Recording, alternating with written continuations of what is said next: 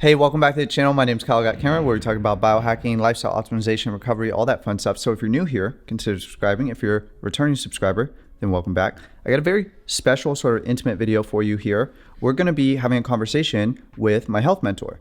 This is Cliff Wilde.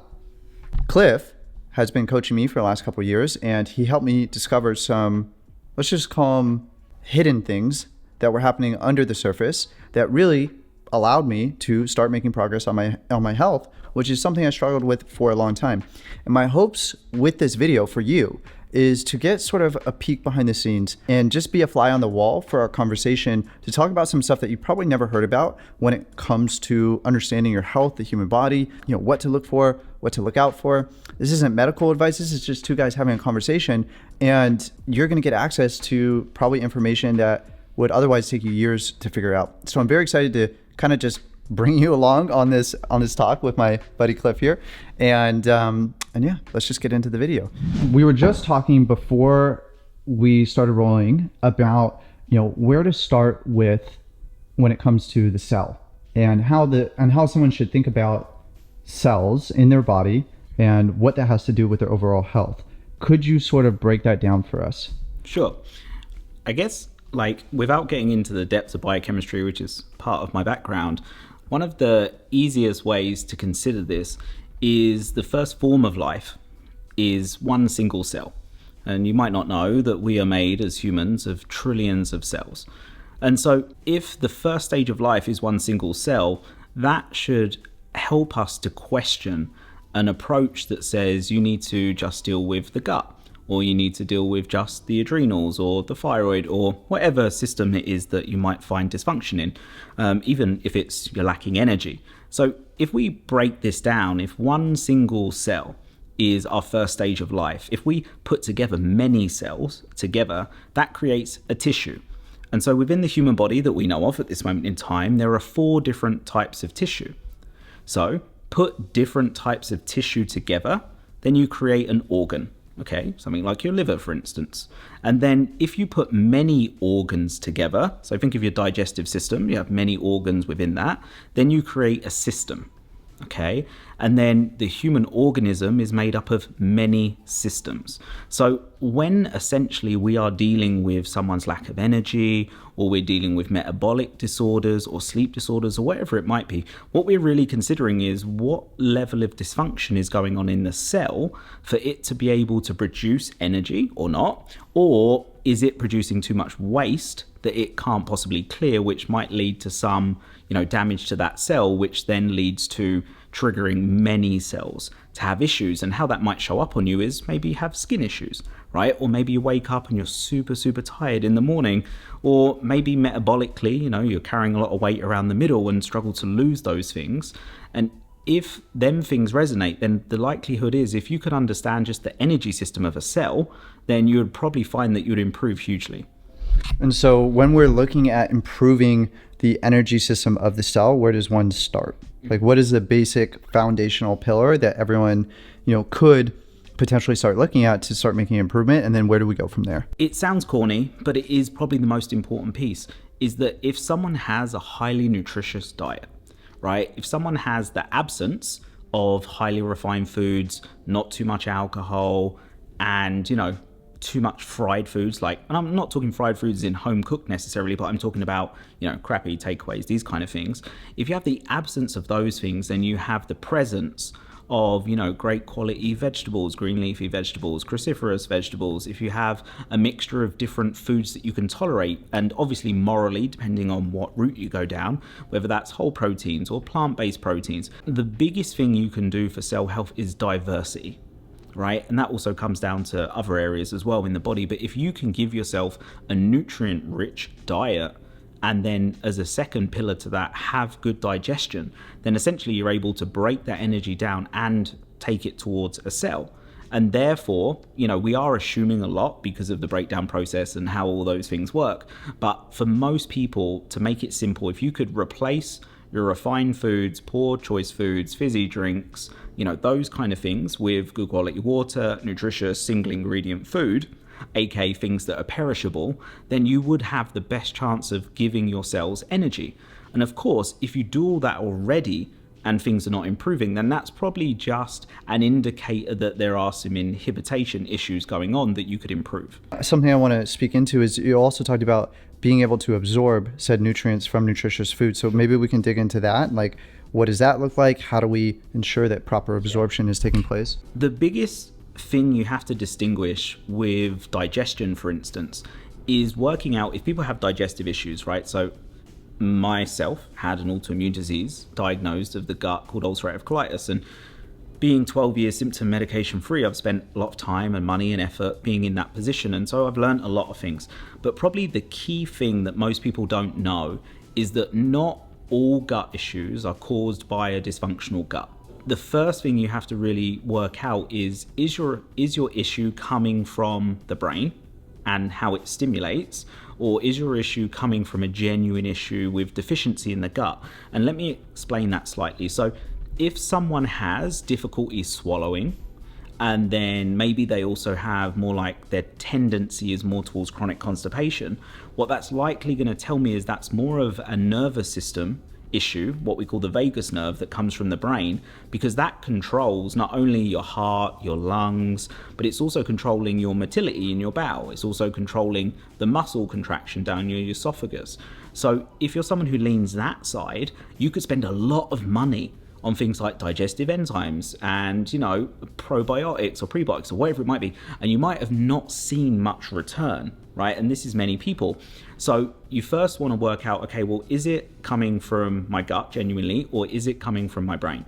And so if it's something that's from the gut, then maybe, you would feel pain in your gut, for instance. Maybe you get bloating after meals. Maybe you're burping a fair amount after meals, which would point towards potentially low stomach acid. Or maybe you have like undigested food in your stool, and that would, give us an idea of maybe low enzyme activity. So distinguishing between those two things are going to help you first work out a game plan of how to improve that digestion. And so we talked about nutritious food as good source of energy. We talked about being able to absorb said food. Where else do we cultivate our energy from? How do we get more energy, or how do we create more energy? How do we get access to more energy?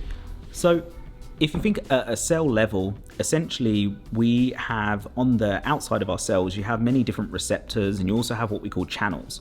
Okay, and so these channels, many of them are controlled by sodium and potassium. Okay, so minerals. So what we can do is, if we're drinking good quality water, aka not tap water, if we're drinking good quality water that has good levels of trace minerals in it, then what you will find is that your hydration status will be better, but also we work by electronic impulses all over the body. Okay, so in order for them impulses to work properly, you need to have things like sodium and potassium and magnesium and a multitude of other minerals as well. So if someone has optimal hydration and they're in a position where they're also looking after, their mineral intake, so that happens in a few ways. So you can drink good quality water, right? Of course, and that can have good mineral content. And also, when you are digesting your food, one of the main roles in the large intestine is to dehydrate your stool, right? So you're going from a very liquidy kind of semi-solid state in the small intestine to, when food passes into large intestine, it might be there for 10 plus hours. So then what's happening is your body is dehydrating that stool, and it's pulling things like electrolytes out, it's pulling minerals out to reabsorb into the body to use for this specific function. So it kind of brings it round to, improving digestion again. Now we've got nutritious food, absorbing nutritious food, and then minerals. Mm-hmm. Is there something next that we should be thinking about? You then start asking someone about their energy, okay? So if you've got people that are in a position where their energy is very up and down throughout the day, maybe before meals, they get what we call hangry. So they're in a position where, and this happens very often to ladies, not to pigeonhole one gender or another, but is very often because of their complexity of hormones, they are more susceptible to blood glucose instability. So if you're someone who, if you go too long without a meal, you notice a loss in function, so as in your brain doesn't feel as sharp, or you lose energy, as in you feel your energy dips, or that when you eat, food gives you energy, then these are blood glucose impairment issues. So that would be something that I would then tailor in as we look at the diet, which is best for a person, for sure. We just covered a lot of ground here, and I feel like there's so much more that we could go into, but as far as the basics go, we've talked about diet and gut health and, getting your minerals and nutrients, and then also just your blood sugar. What is going to influence our blood sugar?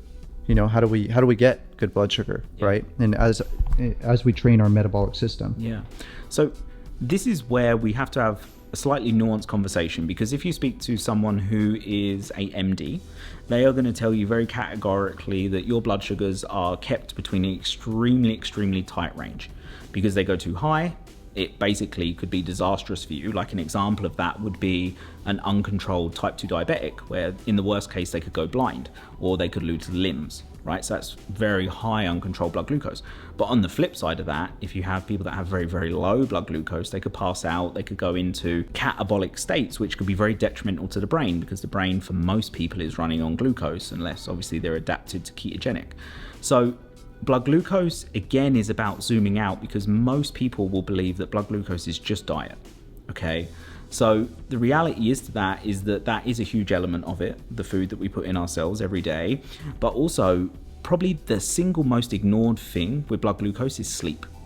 Okay, so if you're in a position where you get poor sleep, or you think you're waking up between 3 and 5 to go to the toilet because you think your bladder's full and you need to go, or you're in a position where sleep is just you're tossing and turning, you just don't get good quality sleep, science shows us over and over again these people all wake up with elevated baseline blood glucose, which then will lead to basically just poorer choices throughout the day, which makes it harder to regulate appetite, which then over a long period of time, months and years, becomes just like a roller coaster. You're just chasing yourself every day to find some sort of energy. So sleep is probably the biggest missing thing that's easiest to correct that will sort blood sugars. And if you're interested in optimizing your sleep and your circadian rhythm, I've made a video that we'll put up right here called How to Get Consistently High Oura Ring Scores Without Living Like a Monk. It's all about optimizing your circadian rhythm, and all the information that you need to do that is in there. If you want to go deeper, I'll also put a link to the course, The Sleep Advantage, down in the description below. It has everything I know about sleep. It took me years to master this part of my life, but it's completely changed everything for me. It's allowed me to take control of my health, my energy, and make sure that I have healthy blood glucose levels. So with that being said, Cliff, I got a question for you that's kind of like, we're talking about energy, but what about the emotional part of the situation? Like what about the spiritual part, the emotional part that plays a role in just how we feel? And why do you work with your wife to make sure that people are evolving on that side of the coin as well, while they improve the physical, the biological stuff? For me, many people turn up at our door, and we've been very fortunate to work with people in 26 countries around the world, and some quite severe health conditions, whether it's chronic illness or autoimmune diseases or whatever it might be. And so if you think about it, when someone turns up like that, there's a lot going on. Okay, they've generally been suffering for quite a period of time, and they've got a lot of information, because Lord knows Google has a lot of information, right? Plus all the practitioners they've seen and all these things.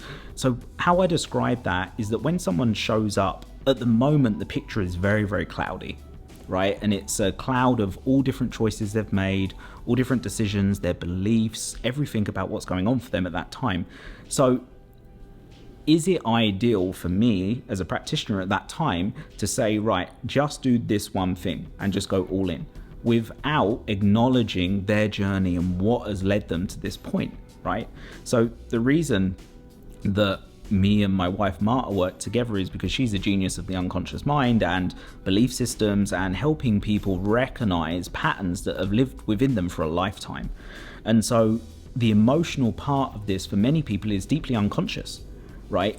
Many people just don't realize that you've been doing things as a pattern since you were 6, 7, 8 years of age, right? And you just do it on automatic pilot.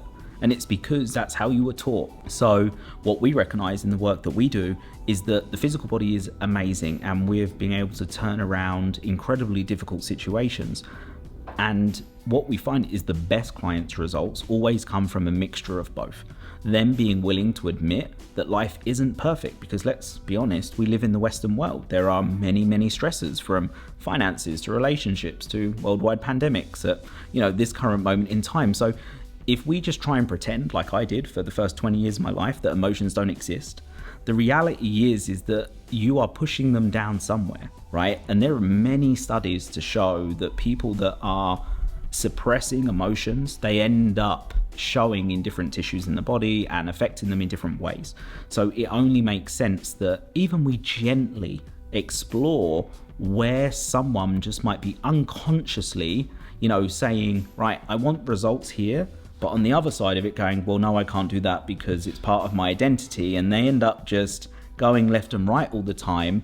And that's truly the thing that if you can remove that linchpin, that when they turn up at my door and I'm like, hey, let's do this, this, and this, they're like, yeah, of course. That's so much easier. You have such a beautiful story in overcoming ulcerative colitis, and you had a brain tumor, which we didn't even talk about, and a huge scoliotic and kyphosis in your spine. And you seem to be living a great life now and symptom-free, as you mentioned earlier. How did that emotional part play a role for you? Because I know that with the thing with Marta and how that kind of like transformed everything, and then that's when things really started to change for you. Can you just speak into that? Maybe share a little bit of your story? Yeah, well, I suppose it's always about transparency and being honest. And what I want people to understand is that, yes, I had a lot of illnesses and a lot of stuff growing up. First 18 years of my life were generally a huge challenge with regards to health issues.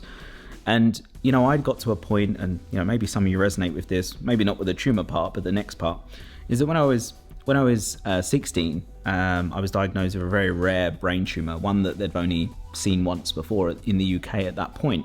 And what I remember doing when I was diagnosed with that, rather than crying and thinking, wow, my life's going to end, or any of these kind of things, which would probably be a normalish response, is I remember just telling myself I need to hold it together because I'm going to need to support my mom and my dad, because, it's another thing they have to kind of, carry me through, if that makes sense. And I didn't really want that to be a thing. And so for someone not to, cry even when they're told to have a brain tumor is probably an indicator that they're pretty good at pushing down emotions. And so what I would say is that was my protection mechanism at the time. It was my way of coping, right? If I visibly show up strong to everyone else, then maybe everyone will believe that, and then I will believe it more, so that then I can get through this very tough period of my life.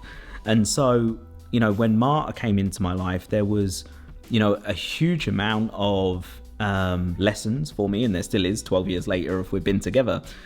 What I would say is that there's so many parts of ourselves, and, whether you've been bullied like I was, or, you've been in a place where, you haven't felt accepted or wanted or needed, or whatever your story might be, she had this very unassuming way about her. And I just remember this story, really.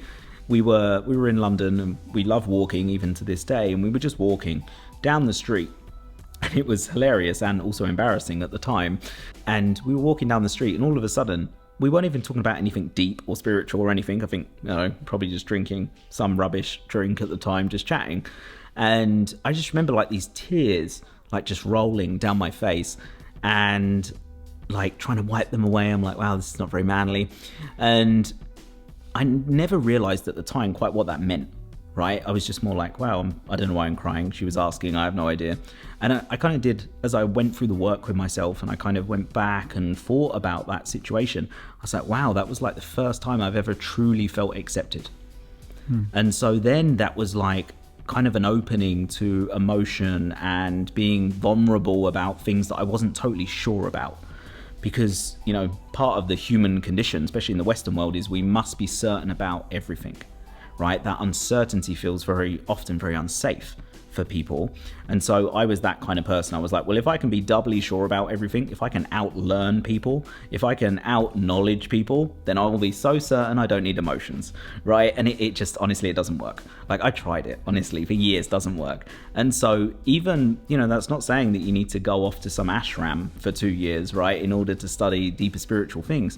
But even asking, if there are things that piss you off in your life, or there are things that you don't get on well with, and that you visibly hold in. So rather than say something to someone about something that you believe, is not great, and you hold that in, like that's something you get to explore. Why wouldn't you feel comfortable just sharing that, for instance? And these were all parts of my journey that I went through. And of course, you know, I've gone down pretty deep roots nowadays with plant medicine and, you know, hypnotherapy and all different things that I've done.